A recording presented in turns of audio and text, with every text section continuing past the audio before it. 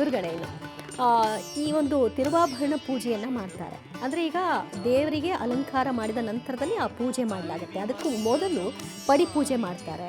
ಆಮೇಲೆ ಇದನ್ನು ಆಭರಣ ತಗೊಂಡು ಬರೋ ಸಂದರ್ಭದಲ್ಲೂ ಈ ಗರುಡ ಕಾಣಿಸ್ಕೊಳ್ಳುತ್ತೆ.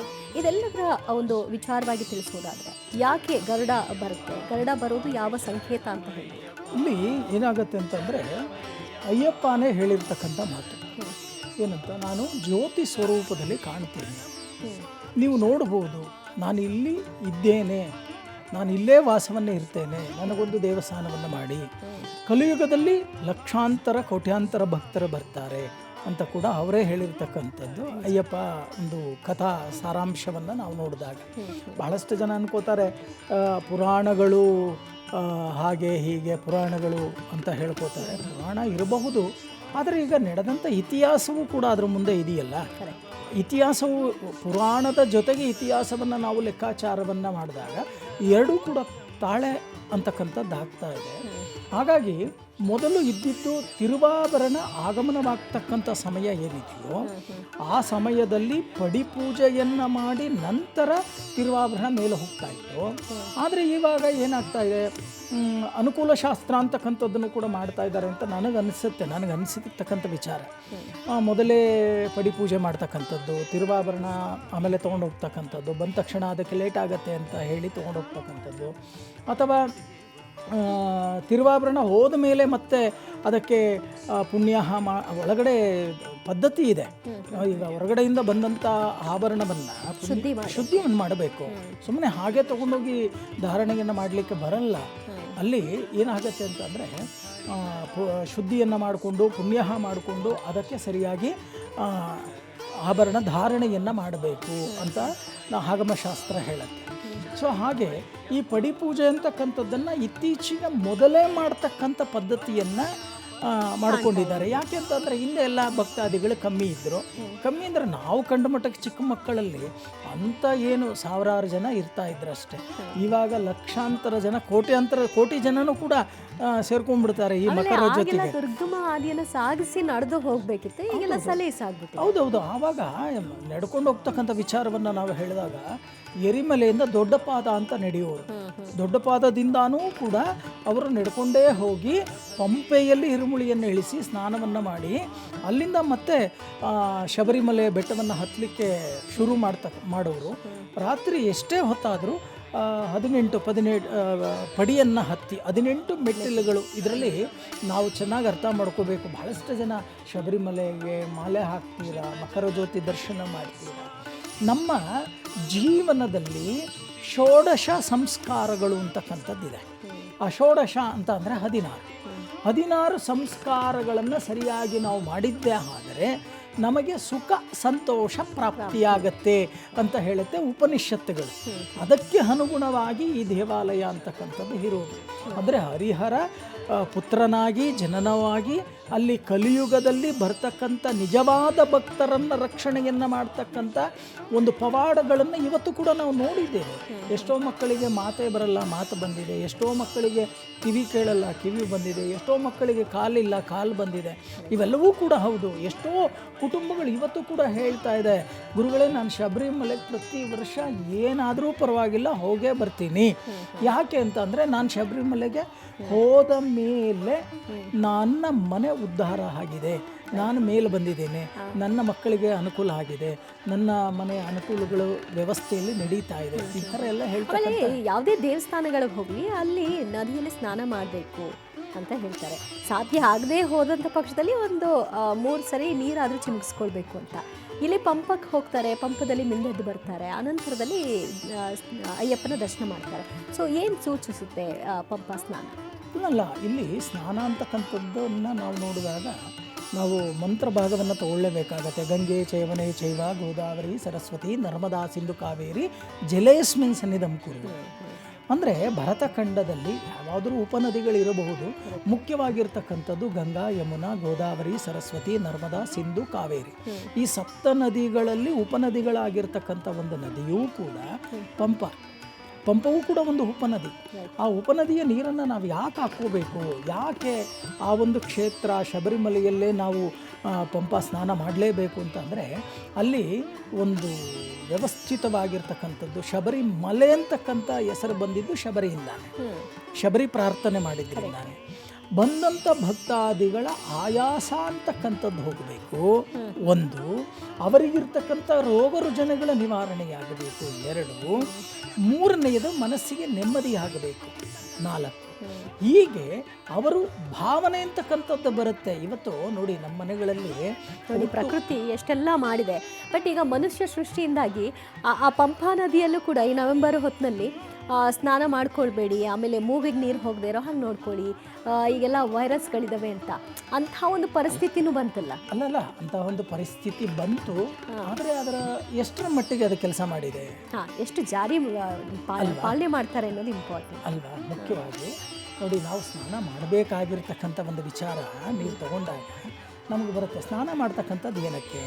ನಮ್ಮ ಶರೀರದಲ್ಲಿ ಇರತಕ್ಕಂಥ ಗಲೀಜನ್ನು ತೆಗಿಲಿಕ್ಕೆ. ಅಂತರಂಗ ಶುದ್ಧಿ ಅಂತೂ ಮಾಡೋಕ್ಕಾಗಲ್ಲ, ಬಹಿರಂಗ ಶುದ್ಧಿಯನ್ನು ಮಾಡಬೇಕು. ಅದನ್ನೇ ಹೇಳುತ್ತೆ ನಮ್ಮ ಆಗಮಶಾಸ್ತ್ರದಲ್ಲಿ, ಅಂತರಂಗ ಶುದ್ಧಿಯನ್ನು ಮಾಡಬೇಕಾದ್ರೆ ಆಚಮ್ಯ ಮಾಡ್ಕೋ, ಕೇಶವಾಯ ಸ್ವಾಹ, ನಾರಾಯಣಾಯ ಸ್ವಾಹ, ಮಾಧವಾಯ ಸ್ವಾಹ, ಹೀಗೆ ಆಚಮ್ಯ ಮಾಡ್ಕೋತೀವಿ. ಮೊದಲು ಆಚಮ್ಯ ಮಾಡಿಕೊಂಡು ನಂತರ ಪ್ರಾಣಾಯಾಮವನ್ನು ಮಾಡಿ ಸಂಕಲ್ಪವನ್ನು ಮಾಡ್ತೀವಿ.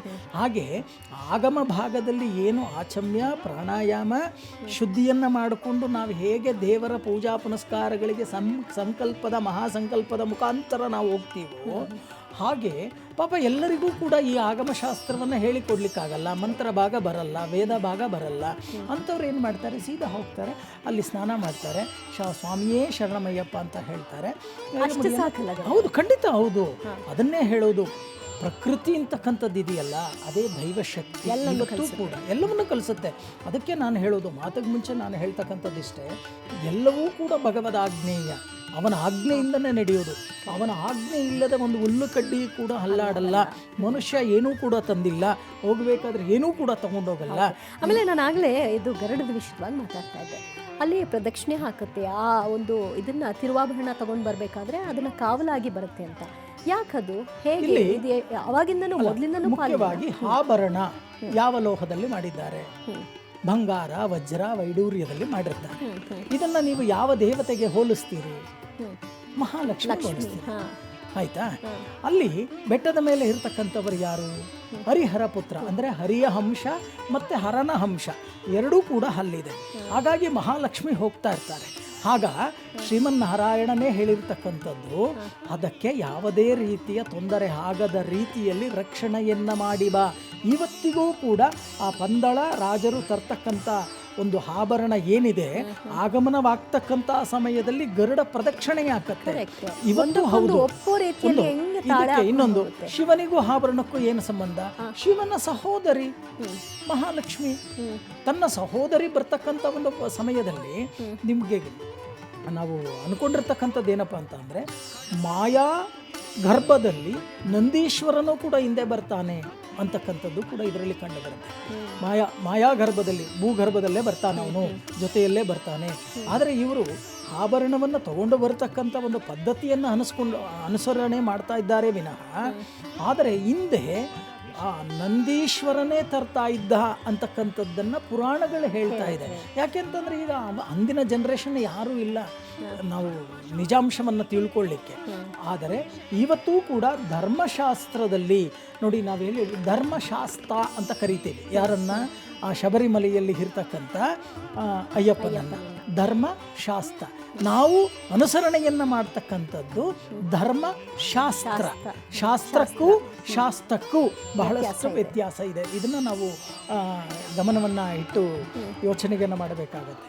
ಈ ಧರ್ಮಶಾಸ್ತ್ರದ ಸನ್ನಿಧಿಯಲ್ಲಿ ಮಹಾಲಕ್ಷ್ಮಿ, ಹರಿಹರ ಎಲ್ಲರೂ ಕೂಡ ಬರ್ತಾರಂತೆ. ನೋಡಿ, ಇವತ್ತು ಈ ಮಕರ ಸಂಕ್ರಮಣದ ಸಮಯದಲ್ಲಿ, ಸಂಕ್ರಮಣ ಆದ ನಂತರ ಈ ಜ್ಯೋತಿಯ ಸಮಯದಲ್ಲಿ ಎಲ್ಲರೂ ಕೂಡ 366 ಕೋಟಿ ದೇವರುಗಳು ಕೂಡ ಅಲ್ಲಿ ಬರ್ತಾರಂತೆ ಅಯ್ಯಪ್ಪನಿಗೆ ಆಶೀರ್ವಾದವನ್ನು ಮಾಡಲಿಕ್ಕೆ.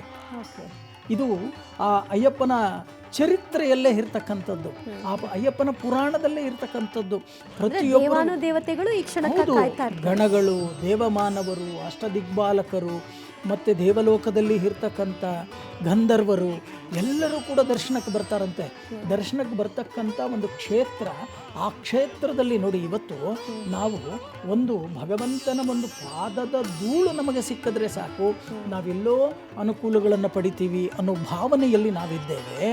ಅಂಥ ದೇವಾನ್ ದೇವತೆಗಳು ಬಂದು ಆ ಅಯ್ಯಪ್ಪನಿಗೆ ಶಬರಿಮಲೆಯಲ್ಲಿ ನೆಲೆಯಾಗಿರ್ತಕ್ಕಂಥ ಹರಿಹರ ಪುತ್ರನಿಗೆ ಅವರು ಏನು ಆಶೀರ್ವಾದವನ್ನು ಮಾಡ್ತಾರೋ ಆ ಆಶೀರ್ವಾದ, ಅವರು ಬಂದಂಥ ಓಡಾಡಿರ್ತಕ್ಕಂಥ ಆಜು ಬಾಜಿನಲ್ಲಿ ಓಡಾಡಿರ್ತಕ್ಕಂಥ ಗಾಳಿ ಅಂತಕ್ಕಂಥದ್ದು ಇದೆಯಲ್ಲ, ಅದು ನಮ್ಮ ಮೈ ಮೇಲೆ ನಮ್ಮ ಶರೀರದ ಒಳಗಡೆ ಹೋಯಿತು ಅಂದರೆ ಸಾಕು, ಎಷ್ಟೋ ಅನುಕೂಲಗಳಾಗ್ತಕ್ಕಂಥ ಸಾಧ್ಯತೆಗಳು ಇವತ್ತೂ ಕೂಡ ಬಹಳಷ್ಟು ಜನಕ್ಕೂ ಅನುಕೂಲಗಳಾಗಿರ್ತಕ್ಕಂಥ ಉದಾಹರಣೆಗಳಿದೆ. ಒಂದು ಇನ್ನೊಂದು, ಆ ಗರುಡ ಬರ್ತಕ್ಕಂಥ ವಿಚಾರ ಇಷ್ಟೇ, ಮಹಾಲಕ್ಷ್ಮಿಯನ್ನು ರಕ್ಷಣೆಯನ್ನು ಮಾಡ್ತಾನೆ ಗರುಡ, ಮಹಾಲಕ್ಷ್ಮಿಯನ್ನು ರಕ್ಷಣೆಯನ್ನು ಮಾಡ್ತಾನೇ ಬರ್ತಾನೆ. ಯಾಕೆಂತಂದರೆ ಶ್ರೀಮನ್ನಾರಾಯಣ ನಾವು ಪುರಾಣಗಳನ್ನು ನಾವು ನೋಡಿದಾಗ ಭೂದೇವಿಯನ್ನು ಹಿರಣ್ಯಾಕ್ಷ ಹಿಡ್ಕೊಳ್ಳಿಕ್ಕೆ ಹೋದಾಗ ವರಹಾನಾಗಿ ಭೂದೇವಿಯನ್ನು ಕಾಪಾಡಲಿಲ್ವಾ? ಭೂದೇವಿ ಯಾರು? ಶ್ರೀದೇವಿ ಭೂದೇವಿ ಇಬ್ಬರು ಒಂದೇ, ಹೌದಲ್ವಾ? ಇವತ್ತು ನಾವು ತಿರುಪತಿಗೆ ಹೋದ್ರೂ ಹೇಳ್ತೀವಿ ಪದ್ಮಾವತಿ ಮಹಾಲಕ್ಷ್ಮಿ, ಇವರಿಬ್ಬರು ಒಂದೇ, ಹೌದಲ್ವಾ? ಹಾಗಾಗಿ ಅಂಥ ಒಂದು ಮಹಾಲಕ್ಷ್ಮಿಯ ರಕ್ಷಣೆಗೆ ಗರುಡ ಬರ್ತಾನೆ ಅಂತಕ್ಕಂಥದ್ದು ಇವತ್ತು ಕೂಡ ಬಹಳಷ್ಟು ದೇವಾಲಯಗಳಲ್ಲಿ ಬ್ರಹ್ಮೋತ್ಸವ ರಥೋತ್ಸವಗಳಾಗ್ತಕ್ಕಂಥ ಸಮಯ, ಅದು ಯಾವುದೇ ದೇವಸ್ಥಾನ ಆಗಿರ್ಬೋದು, ಇವತ್ತು ಕೂಡ ಕಲಶಾರೋಹಣ ಅಂತ ನಾವು ಮಾಡ್ತೀವಿ. ಆ ಕಲಶಾರೋಹಣವನ್ನು ಮಾಡ್ತಕ್ಕಂಥ ಸಮಯದಲ್ಲಿ ಗರುಡ ಪ್ರದಕ್ಷಿಣೆಯಾಗಿ ಗರುಡ ದರ್ಶನವನ್ನು ಕೊಡ್ತಕ್ಕಂಥದ್ದು ಇವತ್ತು ಬಹಳಷ್ಟು ದೇವಾಲಯದ ಉದಾಹರಣೆಗಳಿದೆ. ಹಾಗಾಗಿ ಇವರು ಆಭರಣವನ್ನು ತಗೊಂಡು ಬರ್ತಕ್ಕಂಥ ಸಮಯ ಇದೆಯಲ್ಲ, ಅವರು ತಿರುವಾಭರಣ ಅಲ್ಲಿಂದ ಪಂದಳ ರಾಜವಂಶಸ್ಥರ ತಲೆ ಮೇಲೆ ತರ್ತಾರಲ್ಲ, ಅದರಲ್ಲಿ ಕಲಶಗಳಿಂದ ಹಿಡಿದು ಸ್ವರ್ಣ ಕಿರೀಟದಿಂದ ಹಿಡಿದು ಅವರ ಏನು ಕಂಠಿಹಾರಗಳು ಮಾಡೋದಕ್ಕೆ ಸುಮಾರು ಒಂದು 10 ನಿಮಿಷ ಸಾಕಾಗಬಹುದು. ಇಲ್ಲ, ಖಂಡಿತವಾಗಿ ಆಗಲ್ಲ 10 ನಿಮಿಷ. ಯಾಕೆಂದ್ರೆ ಈಗ ನೋಡಿ, ಈಗ 6:30ಕ್ಕೆ ಬಂತು, ಹೌದು, ಈಗ ಇನ್ನೇನು 6:45 ಅಷ್ಟೊತ್ತಿಗೆ ಜ್ಯೋತಿ ಇಲ್ಲ, ಇನ್ನು ಒಂದು 5-10 ನಿಮಿಷ ನೋಡಿ. ಅಲ್ಲಿ ಪದ್ಧತಿಗಳು ನಡೀತಾ ಇದೆ, ಅಲ್ಲಿ ಪದ್ಧತಿ ಅಲ್ಲಿದೇ ಆದ ಒಂದು ಪದ್ಧತಿ ಶುರುವಾಯಿತು, ಈಗ ಶುರುವಾಗತ್ತೆ ನೋಡಿ. ಇನ್ನು ಬೆಟ್ಟದಲ್ಲಿ ಕರ್ಪೂರದ ಇದು ಕಾಣಿಸುತ್ತಷ್ಟೇ. ಅಂದರೆ ಪೊನ್ನಂಬಲ ಮೇಡು ಅಂದರೆ ಈ ಒಂದು ಸನ್ನಿಧಾನಕ್ಕೆ 4 ಕಿಲೋಮೀಟರ್ ಅಂತರದಲ್ಲಿರುವಂತಹ ಒಂದು ಬೆಟ್ಟದ ತಪ್ಪಲಿನಲ್ಲಿ ಈ 3 ಬಾರಿ ಜ್ಯೋತಿ ಕಾಣಿಸ್ಕೊಳ್ಳುತ್ತೆ. ಹೌದು, ಆ 3 ಬಾರಿ ಜ್ಯೋತಿ ಕಾಣುತ್ತೆ.